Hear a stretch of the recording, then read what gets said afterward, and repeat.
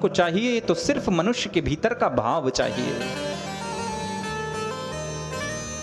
भगवान ने दो यंत्र हम सबको प्रदान किए हैं। एक व्यापारी, एक ग्राहक एक बाजार में गया कुछ सामान खरीदने के लिए।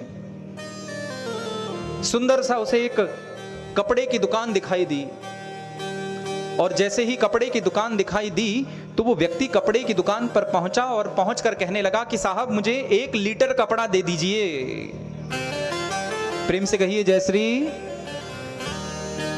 कपड़े की दुकान पर जाने के बाद वो व्यक्ति कहने लगा साहब मुझे 1 लीटर कपड़ा दीजिए। दुकानदार ने सुनने में शायद उसे लगा कि त्रुटि हो गई हो, मीटर की जगह लीटर सुन लिया हो। उसने दोबारा पूछा क्या चाहिए। उन्होंने कहा साहब मुझे 1 लीटर कपड़ा चाहिए। दुकानदार कहने लगे साहब आपसे कहने में कुछ संकोच हो रहा है, आप मीटर को लीटर कह रहे हो। कि नहीं नहीं मुझे तो 1 लीटर कपड़ा चाहिए।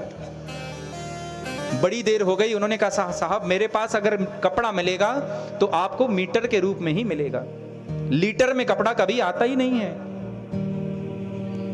दुकान से निकलकर तेल खरीदने के लिए सेठ जी की दुकान पर गया। सेठ जी ने कहा आइए बहुत दिन हो गए पधारे। उन्होंने कहा हाँ समय हो गया, कभी आना ही नहीं हुआ, कोई विशेष काम ही नहीं आया बाजार आने का। आज आए हैं, घर में तेल खत्म हो गया था तो सोचा आपसे लेते चलें। सेठ जी मुझे 1 मीटर तेल दे दीजिए। सेठ जी विचार करने लगे भले आदमी, शायद कहने में त्रुटि हो गई हो, सुनने में कभी कभी संकोच हो जाता है, कुछ शब्द कुछ अन्यत्र सुनाई देने लगता है। दोबारा कहिए। उन्होंने कहा सेठ जी मुझे 1 मीटर तेल चाहिए, आपके पास है?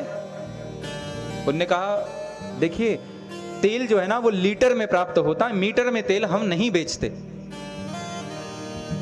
तो कहने का अभिप्राय बंधुओं, भगवान ने भी हमें 2 यंत्र प्रदान किए हैं। एक है हमारी बुद्धि और दूसरा है हमारा हृदय, हमारा भाव। जहां ईश्वर के चरणों की सेवा का समय आए ना, उस समय सारे संसाधनों को दूर कर दीजिए। और ईश्वर की सेवा में सबसे बड़ा जो कांटा है ना वर्तमान में, वो है हमारा सेल फोन, हमारा जो मोबाइल है वो सबसे बड़ा कांटा है। तो जब भगवान की सेवा में बैठे हों तब हमारी बुद्धि को शांत कर दो। हमारी बुद्धि से कहो अब तुम्हारा काम यहां नहीं है। प्रेम से कहिए जय श्री।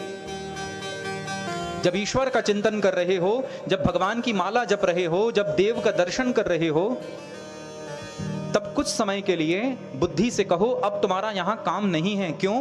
क्योंकि वहां महत्वता हमारे भाव की है, वहां महत्वता हमारे चित्त की है, वहां महत्वता हमारे समर्पितीकरण की है।